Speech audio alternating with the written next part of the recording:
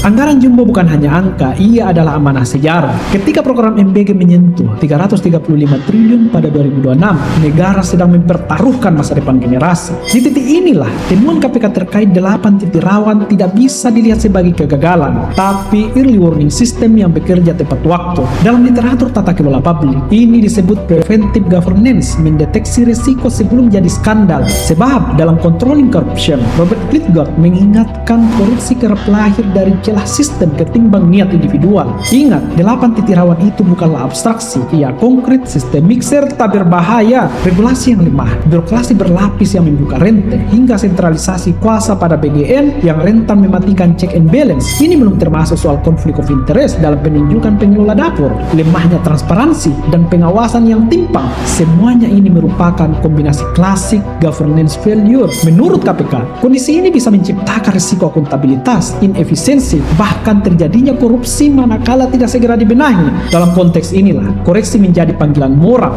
bukan hanya teknokrasi. Kepala BGN harus memahami, tidak cukup hanya memastikan makanan sampai ke tangan siswa. Ia harus menjamin setiap rupiah untuk pengadaan dapat ditelusuri secara transparan. Apalagi dalam perspektif public value theory, sebagaimana diurai Mark Moore dalam Creating Public Value. Legitimasi program MBG bukan hanya mengenai output, melainkan dari proses transparan dan akuntabel. Tanpa itu, program sebaik dan sebagus apapun dapat terdistorsi jadi ladang rente yang berisiko merusak kepercayaan. Maka narasi besar MBG yang otentik sejatinya bukan tentang makan gratis, ini tentang integritas negara. Tidak boleh ada ruang gelap dari program sebesar ini. Karenanya itu, kolaborasi antar lembaga menemukan maknanya. KPK sebagai penjaga integritas, BGN sebagai eksekutor, dan publik sebagai pengawas. Ini bukan kritik yang destruktif, namun energi korektif agar uang rakyat menyatu ke dalam piring anak bangsa, bukan menguap di lorong birokrasi. Pada akhirnya, jika kepala BGN tidak mampu menavigasi program dengan integritas dan kompetensi,